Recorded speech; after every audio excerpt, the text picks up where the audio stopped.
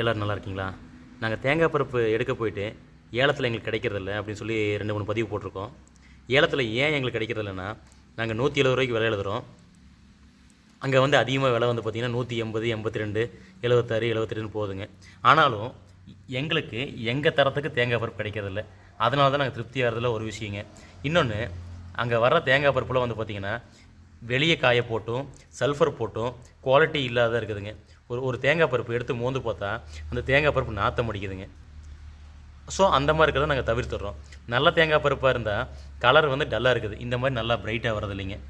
ஏன்னா எங்ககிட்ட நாங்கள் வந்து உற்பத்தி பண்ணுற தேங்காய் பருப்புலாம் நல்ல தெளிவான பருப்பாக சல்ஃபர் இல்லாமல் நாங்களே சோலாரில் ட்ரை பண்ணுறதுனால எங்களுக்கு இன்றைக்கி தேங்காய் வந்து பார்த்திங்கன்னா 20 ரூபாய்க்கு வாங்கினோம்னா 170 ரூபாய்க்கு தான் உற்பத்தி ஆகுது. அது ஒரு காரணங்க.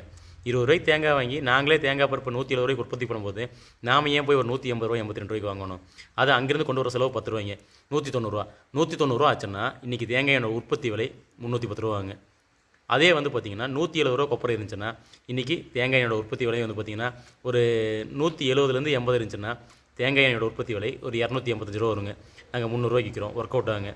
தரமில்லா தேங்காய் பருப்பு அதுக்கு போய் வச்சு விலை கொடுத்து எடுத்து அதை தரமில்லா மாட்டி மக்கள் கொடுக்கூடாதுங்கிறனால தான் நாங்களே தெளிவான தேங்காய் பருப்பை நாங்களே பண்ணிக்கிறேங்க. வாங்க ட்ரையருக்கு தேங்காய் பருப்பு காட்டுறேங்க.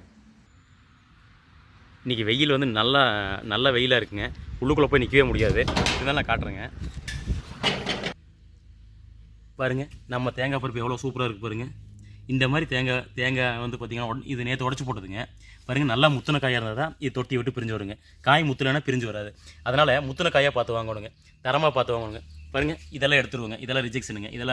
இதெல்லாம் போடக்கூடாதுங்க. இதெல்லாம் ஃபங்கஸுங்க. ஸோ நல்ல தேங்காய் பருப்பாக தெளிவான தேங்காய் பருப்பாக நம்ம காயை வச்சு எடுத்துக்கணுங்க. ஸோ நம்ம கண்டிஷனுக்கு வரவே வராதுங்க. வெளியே வாங்கினோம்னா பாருங்கள் எவ்வளோ சூப்பராக இருக்குன்ட்டு. நமக்கு தேங்காய் வாங்கி உடச்சி போகிறதா இப்போதைக்கு பெஸ்ட்டுங்க.